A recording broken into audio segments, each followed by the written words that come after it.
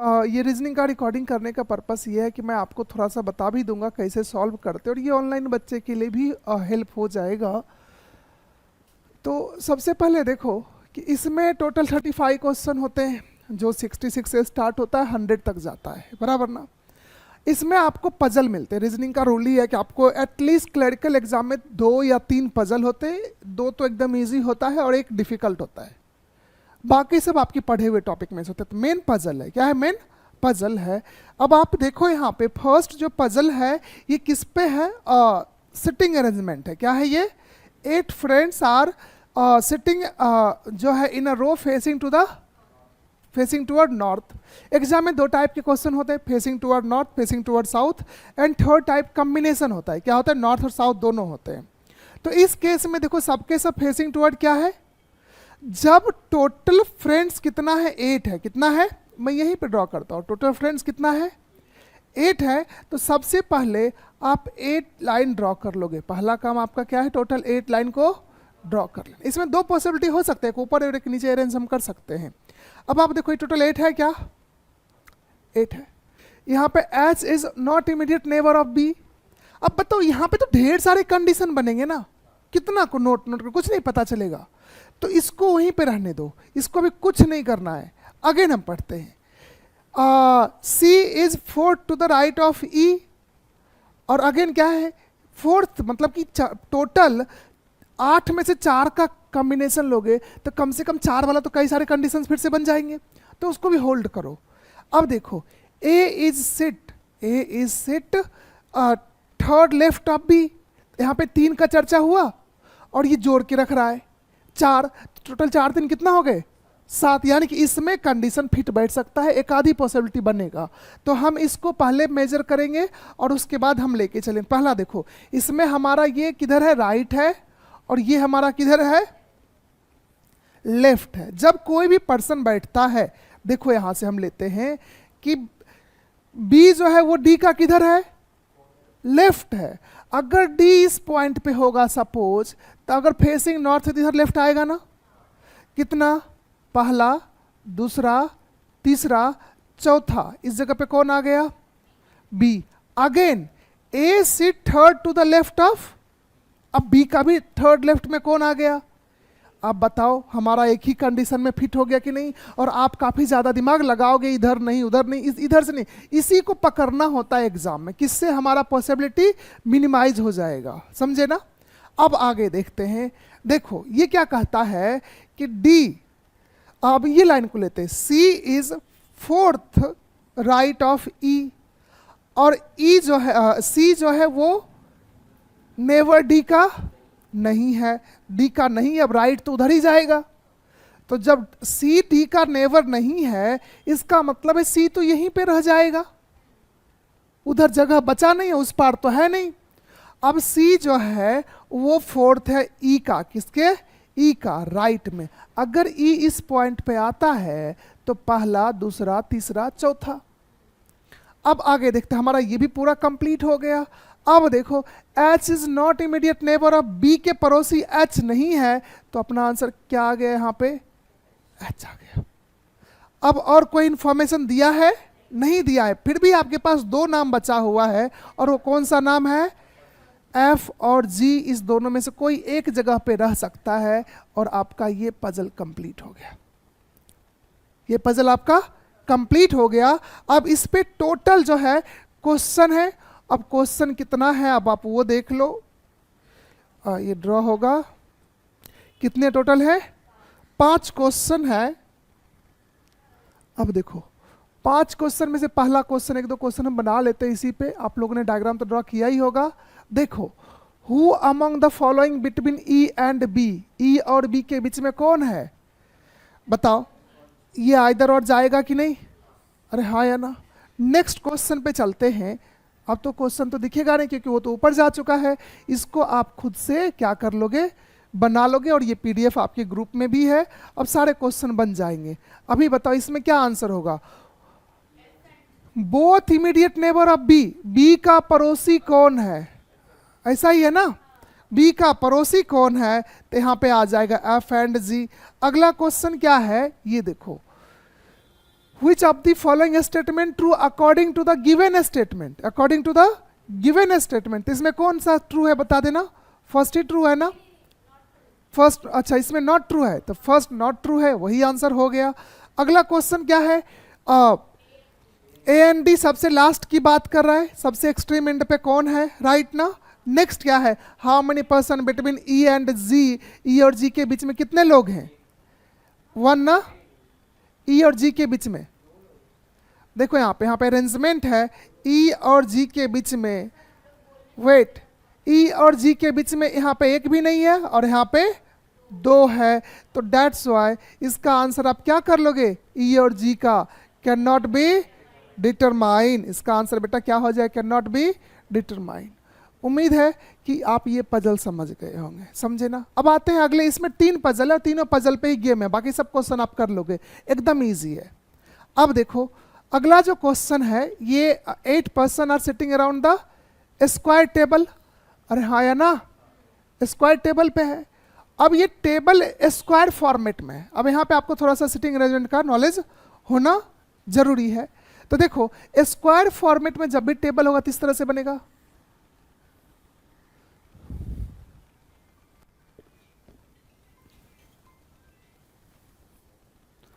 समझे?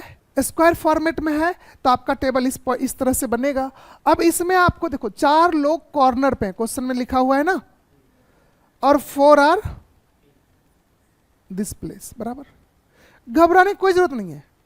ऐसा कुछ नहीं करे कि ये certain person are sit in corner, ऐसा कुछ नहीं है. कॉर्नर पे भी बैठ सकता.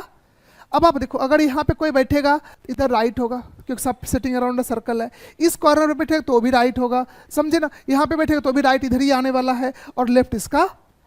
और मैंने पढ़ाया भी है डायरेक्शन में कि क्लॉकवाइज हमेशा राइट होता है जब फेसिंग टुवर्ड सेंटर होता है. तो अब इस क्वेश्चन में देखो कहाँ से स्टार्ट करना है, एक्चुअली में कहाँ से स्टार्ट करना है वो इंपॉर्टेंट है. तो देखो यहाँ पे जनरली फिक्स पोजीशन से स्टार्ट किया करो, और ये फिक्स पोजीशन है, समझे. इससे ऊपर में नॉट नेवर वाला था, तो वो 2 कंडीशन आते हैं. K sit second to the left of N, कहीं पे भी रख सकते हैं, इधर रखेंगे तो भी जाएगा, इधर रखेंगे तो भी जाएगा, सब एक ही जगह जाएगा ना. तो K sit second to the left of, मान लो एन इस जगह पे है, तो अब इसका लेफ्ट किधर होगा? इधर ही. किधर होगा? इधर होगा ना, एंटी क्लॉकवाइज. एंटी क्लॉक ना, मैंने यहाँ पे कुछ गलत तो नहीं बोल दिया है? सर्कुलर में क्लॉकवाइज होता है ये वाला, हाँ समझे ना, डायरेक्शन में अलग हो जाता है. हाँ, ये है राइट और ये क्या है? ये है लेफ्ट. क्लियर ना, याद रखना. तो इसका सेकेंड लाइन यहाँ पे कौन आ गया? कि हो गया, ये लाइन हो गया यहाँ तक. अब देखो ये पड़ोसी है, हु मतलब कौन? N. N is opposite of G. हो गया. अब देखो एच और एल ये अपोजिट है, अपोजिट, बट ये दोनों इसके आजू बाजू में नहीं बैठता है. ये लाइन इंपॉर्टेंट है, बस अभी छोड़ के रखो, अभी कुछ भी इसमें गैसिंग नहीं करना है, आगे कुछ और मिलेगा. I and M adjacent to each other. I और एम जो है आजू बाजू में है. अब देखो यहाँ पे ये हम पढ़ सकते हैं क्या? L is not immediate neighbour of N. अब ये लाइन इंपॉर्टेंट है. एल जो है इसके पड़ोसी नहीं है. और यहां पे देखो एच एंड एल अपोजिट है. अगर इस जगह पे एल आ गया तो ये अपोजिट मिल रहा है, नहीं हो सकता है. अब एक पॉसिबिलिटी यहां पे हो सकता है, क्योंकि एल इसके पड़ोसी नहीं है एन के. अगर एल इस जगह पे आ गया तो यहां पे क्या आ जाएगा? एच आ जाएगा. कोई इंसान सोचेगा नहीं सर अगर यहां पे आया तो.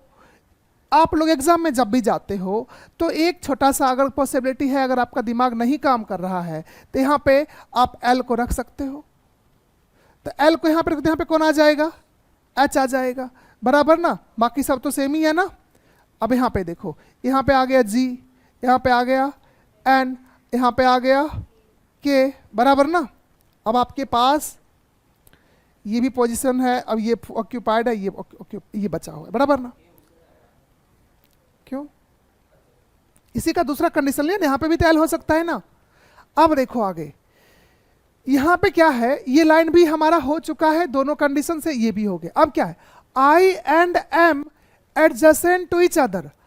आई does not sit opposite of K. I does not sit opposite of K. अब यहां पे देखो, आई अगर नहीं यहां पे रही तो यहां पे क्या हो जाएगा, और यहां पे क्या हो जाएगा। अब यहां पे अगर इस केस में हमने क्या किया, अगर आई के अपोजिट में कौन नहीं है, के, तो यहां पे हो जाएगा एम और यहां पे हो जाएगा आई।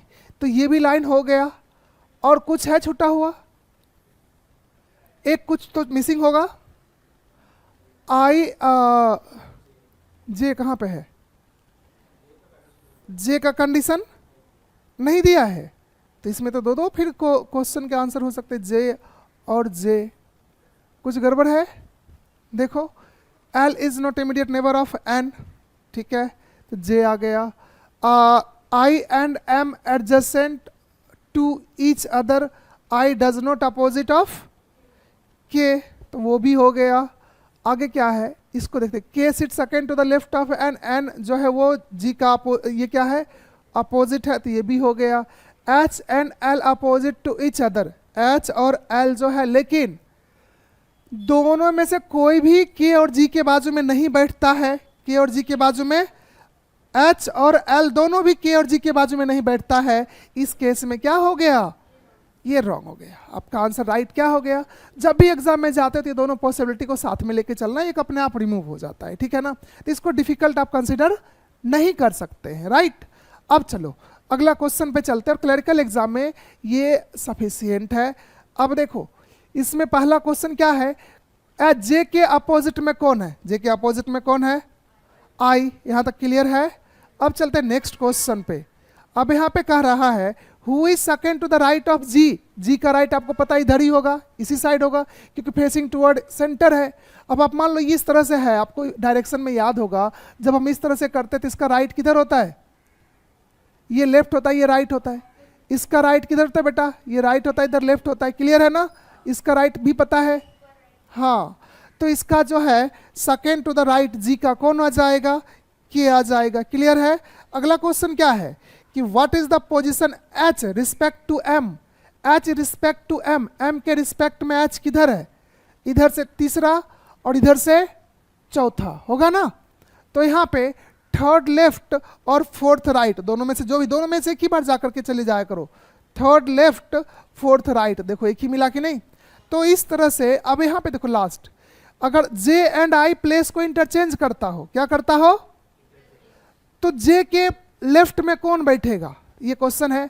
जे और आई प्लेस के इंटरचेंज कर लेगा तो जे यहां पे आ जाएगा, और इसके लेफ्ट में कौन आ जाएगा, एन। तो इसका आंसर आप आसानी से कर लोगे। तो उम्मीद है कि जब आप इसको ड्रॉ कर लेते हो ना, तो आप ऑटोमेटिक सही सारे के सारे क्वेश्चन कर सकते हैं। इसमें कोई ज़्यादा मिनट नहीं जाएगा, 3 मिनट में ये बन सकता है, 2 मिनट में वो बन सकता है, 3 to 5 मिनट में कितना, 10 क्वेश्चन आप कर सकते हो, 5 मिनट्स में 10 क्वेश्चन आप कर सकते हैं। नेक्स्ट क्वेश्चन, अब ये जो है ना, ये क्वेश्चन हम अभी बना देंगे, लेकिन ये क्वेश्चन आपके एग्जाम में अगर आप इससे पंगा लिया तो ये आपके साथ दंगा कर देगा, मतलब कि आप एग्जाम से बाहर हो जाओगे, समझे ना। तो इसको बाद में करना है, समझे, इसको बाद में करना है। लेकिन मुझे यहाँ पे आपको इसको बताना है, मैं यहाँ पे इसको आपको बता देता हूँ ताकि आपको समझ में आ जाने चाहिए क्वेश्चन को क्या कर सकते हैं। पूरे क्लरिकल में ये पजल थोड़ा सा टाइम टेकन है, मेरा सजेशन रहेगा एग्जाम में इसको स्किप करना है। ये चीज आप तभी समझ पाओगे जब आप मैक्सिमम पजल को प्रैक्टिस कर सकते हो, समझे कि नहीं। यहां पे देखो, यहां पे एक्चुअल में 3 चीजें हैं, क्या क्या है, 3 चीजें हैं। एक नाम है, दूसरा मंथ है, तीसरा डेट है। यही पहचानने का तरीका है। जब 3 चीजें आ जाए ना तो उसको 100% स्किप करना है, एग्जाम के हॉल में करना है स्किप, क्योंकि आपका दिमाग 3 चीजों को लोड नहीं ले सकता है, 2 तक हम ले सकते हैं, समझे। 3 चीजों को लोड लेना मुश्किल है। अगर आप इसको बनाते हो, इसको हम किस तरह से बनाएंगे, तो यहां पे अब आप देख लो, इसको हम बता देते हैं आपको। यहां पे जो है टोटल देखा जाए तो जो भी डेट है, टाइम है, उसकी अगर हम बात करते हैं तो 3 डेट है, कौन कौन से हैं, 14, 19, 24, सेम 14, 19, 24 है ना, है कि नहीं। अब एक है, कौन सा मंथ है, जून जुलाई, राइट ना, यही है 2 चीजें। अब देखो ये केस में क्या है, अब इसको आपको पढ़ना है, ये तो आपने पढ़ के समझ ही लिए होंगे, हम यहाँ से स्टार्ट करते हैं। ये चीज़ें पूरा हो गया, ये पूरा लाइनअप है, 6 डिफरेंट डेज हैं, have a birthday, this to this है, month of June and July है, बराबर ना। अब देखो यहाँ पे क्या है, यहाँ से हम लोग स्टार्ट करेंगे। हाँ, am born 19th of any month, possibility है दोनों में, क्या है, दोनों में एम का है। तो आप एम को कहाँ पे प्लेस कर लोगे, यहाँ पे भी कर सकते हैं, और दोनों में से कोई एक जगह पे आप एम को प्लेस कर सकते हो। तो यहाँ पे आप लोग याद रखना, दो पॉसिबिलिटी है तो हम साथ में ले सकते हैं। एग्जाम में आपको स्मार्ट बनना है, दोनों को ले लो। एक में आप एम को यहाँ पे पुट कर दो, दूसरे में एम को इस जगह पे पुट कर दो, बराबर। अब आप देखो, थोड़ा जल्दी से चलते हैं। M was born on, sorry ये तो हाँ ये हो गया मेरा। K has birthday L same, before L, sorry before L, L and N R same birthday, क्या है, एल और एन का सेम है। अब देखो एल जो है, अब यहाँ पे ये देख लो, हमको यहाँ पे फटाक से दिख गया, एल जो है 19 को नहीं है। अब और देखते हैं कि के का बर्थडे है एल से पहले है, एल से, इसका मतलब अगर एल इस पॉइंट पे होगा तो यहां पे के हो सकता है, बराबर। और जब इस पॉइंट पे एल होगा तो अब यहां पे देखो, अभी था ना एक और दोनों का सेम, एल और एन का सेम डे है, तो यहां पे एन आ जाएगा। फिर इधर भी सेम पॉसिबिलिटी है, अगर एल यहां पे आएगा तो के आ जाएगा, और यहां पे क्या आ जाएगा, एन आ जाएगा, राइट। तो दोनों तीनों पॉसिबिलिटी चल सकते हैं। अब आगे क्या है, 3 person sit between M and K, M और के बीच में कितने लोग हैं, 3 है, एम और के बीच में, यहां पे ये 3 person sit between birthday of M and K. अब देखो बेटा, एल से पहले भी आ रहा है, इधर एल से के नीचे आ जाएगा, तो ये पॉसिबिलिटी, अब इसी में देखना है 3 लोग, पहला दूसरा तीसरा, तो ये कंडीशन क्या हो गया, रॉन्ग हो गए। और एक यहां से पॉसिबिलिटी बनेगा, बट ये कंडीशन हमारा क्या है, राइट है। अब हम आगे बढ़ते हैं। अब यहां पे भी हो गया। अब हमारा क्या बचा, equal number of person birthday J and O and L and M, L और एम के बीच में जितने लोग हैं उतने ही लोग जे और ओ के बीच में है। तो जे यहां पे होगा तो ओ यहां पे होगा, अगर जे यहां पे होगा तो ओ, दैट इज राइट।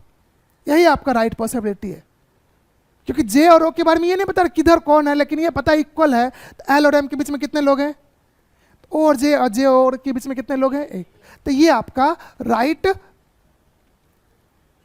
पोजीशन है, राइट अरेंजमेंट है, क्लियर है। तो पजल का ये अरेंजमेंट आपके लिए इंपॉर्टेंट होता है, बाकी कुछ भी नहीं है, बाकी कुछ भी नहीं है, क्लियर है। अब देखो नेक्स्ट क्वेश्चन क्या है, 31st को क्या बोल रहा है, 31st who is the birthday 19th of month having 31st day. अब आपको 31st डे पता होना चाहिए, जुलाई 31st का होता है बेटा, और ये 30th का होता है। तो इसमें 19 पे किसका आया, एम का आया, कोई तकलीफ है। अच्छा थोड़ा एक बात समझो, थोड़ा एक बात समझो, अगर आप स्मार्ट बनते, इधर क्या दिया है, 19 दिया है, इसका मतलब है कि एम का आंसर और एक और किसी का आंसर हो सकता है, समझे। तो आंसर एक एम के अलावा किसी एक और का हो सकता है। तो ज्यादातर अब आपको अगर चूज करना होता तो अगर ये भी लगा लेते तो भी हमारा काम हो सकता था कि नहीं, पक्का ना। चलो, क्योंकि यहां पे ये दिख रहा है एल के एम के बीच में 3 लोग हैं, तो नीचे तो बनेगा नहीं, ऊपर ही बनेगा ना। अरे एम और के बीच में यहां से 3 लोग तभी आएंगे जब ये स्टार्टिंग होगा और जब ये नीचे होगा।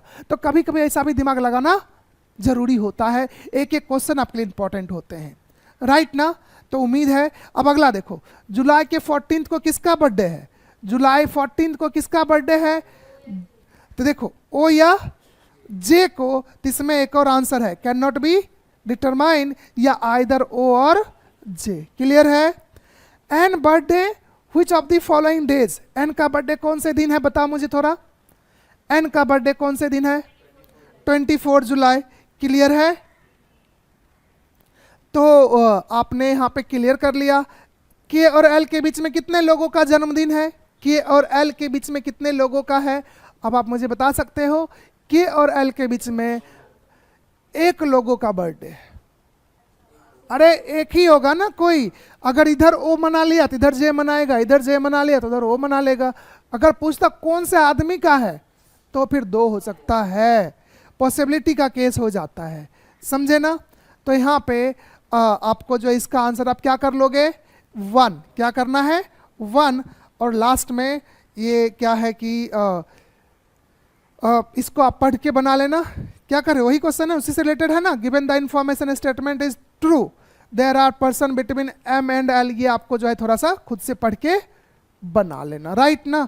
तो देखो पूरे रीजनिंग में यही 3 क्वेश्चन आपको बैरियर बन सकता था। रिमेनिंग जो है, रिमेनिंग अब जितने भी क्वेश्चंस आएंगे, अब ये 7 person are like a different colour, ये भी एक छोटा सा पजल है, बट ये उससे आसान है, ये उससे आसान है, ये नॉर्मल है क्वेश्चन। बट यहाँ पे देखो, यहाँ पे टोटल ये नहीं बोला 7 कलर्स हैं तो कौन कौन सा कलर है, ऐसा कुछ नहीं मेंशन करा है। लेकिन यहाँ पे क्या है कि 7 पर्सन लाइक अ 7 डिफरेंट कलर है। अब आपको सबसे पहला यहाँ पे क्या काम कर लेना है? 7 लोगों का नाम लिख देना है। क्या कर लेना है? A B C D E कहाँ तक है? F G तक है, बराबर ना। लिख लो, इसी तरह से लिख लो फटाक से। इसको ना टेबल फॉर्मेट से बनता है बट काफ़ी लंबा जाता है, वो चीज़ें एकदम बेस जब मैं सिटिंग अरेंजमेंट कराऊंगा तब बता दूंगा, बट एग्जाम में यही चीज़ें आपको काम आते हैं, समझे ना। तो इसमें देखो क्या कहता है कि एक को 2 चीज़ पसंद नहीं है। कौन कौन सा पसंद नहीं है? ब्लू और पिंक। ये पसंद वाला लाइन है, इसको ना जो पसंद नहीं है उसको इधर लिखा करो, और जो पसंद होगा इसको इधर लिखा करो, बराबर ना। जो एग्जैक्ट पसंद होगा, और जो लाइक और आइदर लाइक वाला होगा ना इसको इधर लिख लिया करो, ताकि आपको समझ में आ जाएगा किसको कौन सा पसंद नहीं है। अब देखो ये आपने देख लिया, ए को ये दोनों में से कुछ भी लाइक नहीं है, इधर लिख दिया। डी लाइक करता है रेड, तो डी को आपने रेड मेंशन कर दिया।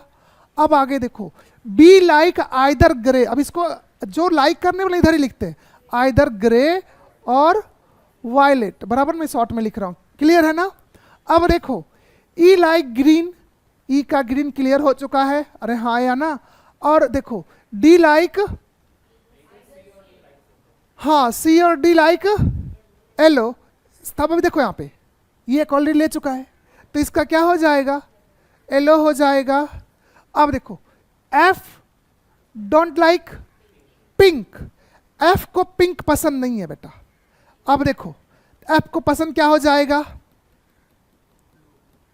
एफ को क्या पसंद करोगे? क्योंकि इस ये एफ को जो पिंक ही पसंद नहीं है और इसको ये दोनों में से कोई लाइक नहीं कर रहा है, इसको इसमें से एक मिलेगा तब इसको एक मिलेगा ना। तो इस केस में क्या हो गया, जब एफ को पिंक पसंद नहीं तो एफ को क्या दे दोगे? ब्लू। और दूसरे को क्या दे दोगे? पिंक, बराबर ना। अब क्या बचा? ग्रे और कुछ है, किसी का कुछ और लिखा है क्या? नहीं।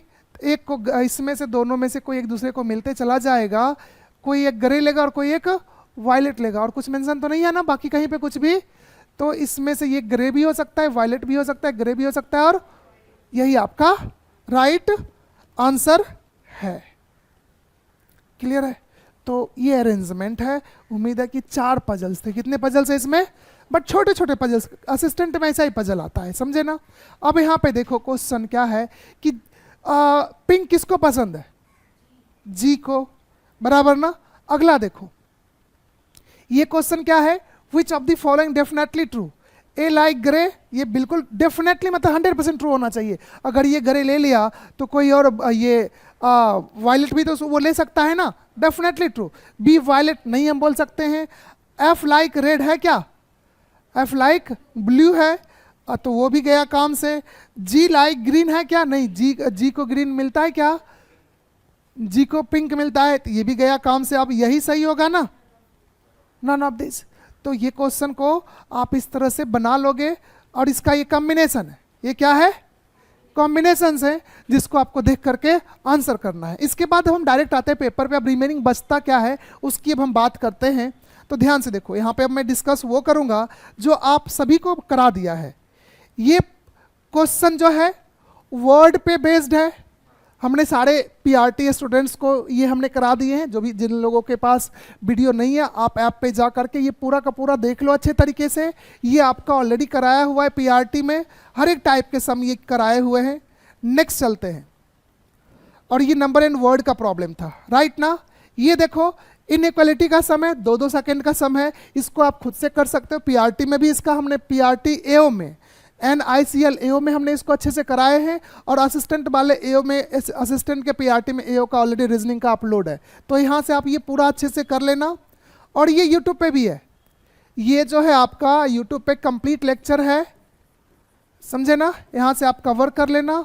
नेक्स्ट, इसके जो भी टाइप के सम हैं ये ऑलरेडी कराए हुए हैं। अब आते हैं सेलॉग्स। उसके बाद आपका डायरेक्ट आ जाता है सेलोलिज्म, स्टेटमेंट। आपको पता है ऑल का कॉन्सेप्ट हमने अभी आप सभी को कराया था। लास्ट सेलॉग्स का शायद 4th या 5th क्वेश्चन में यही आया था। और आप इसको आराम से बना सकते हो। पीआरटी का ये सब क्वेश्चन कराया हुआ है। सम पीआरटी का क्वेश्चन है। देखो पेपर एग्जाम है, आइदर और चला जाएगा। इसका आंसर क्या हो जाएगा? सेम नाम का है, आइदर और चला जाएगा। नेक्स्ट क्वेश्चन जो है ये भी सेम है, पॉसिबिलिटी का है। इसको अभी हमने नहीं कराया। इसका अगर आप वीडियो देखोगे समझ में आ जाएगा। यूट्यूब पे एक वीडियो पड़ा हुआ है। अगेन जो है ये उसी टाइप का सम है, बट ये इजी क्वेश्चन है, पॉसिबिलिटी का सम है। इसको भी आप कर सकते हो। और जो ये लास्ट क्वेश्चन है, ये लास्ट क्वेश्चन वर्ड फॉर्मेट का है। क्या इसको हम लोग कैसे मीनिंगफुल वर्ड फॉर्म करते हैं? तो देखो वर्ड क्या है, क्या लिखा है? कंपैटिबिलिटी। और इसमें से कौन कौन सा वर्ड लेना है, लेटर लेना है, ये मुझे बताओ। MIBL,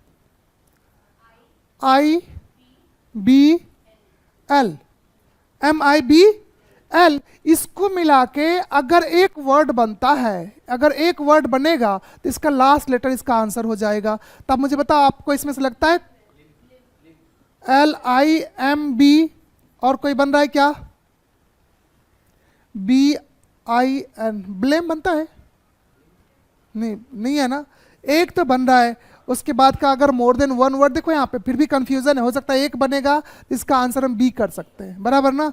या मोर देन वन भी बन सकता है। तो ये क्वेश्चन में आपको थोड़ा सा सतर्क रहना है कि अगर आपके पास जो है डिक्शनरी का अच्छा कमांड है तब इस पे क्वेश्चन को कर सकते हो। और इसे जनरली अगर एक आया तो आप आंसर करके निकल सकते हो। तो देखो ये पूरा कंप्लीट रीजनिंग का सेशन था। और ये हमने बहुत कम टाइम में रिकॉर्डिंग करके आपको दे भी दिया है। पजल इंपॉर्टेंट है और जो सब कराया है उस पर आपको प्रैक्टिस करना पड़ेगा, ठीक है ना? चलो फिर मिलते हैं आज शाम को 9 PM को, ठीक है ना? आप लोग यूट्यूब पे स्टे रहना और फिर आते हैं प्रीवियस ईयर पेपर को लेकर के। Thank you so much.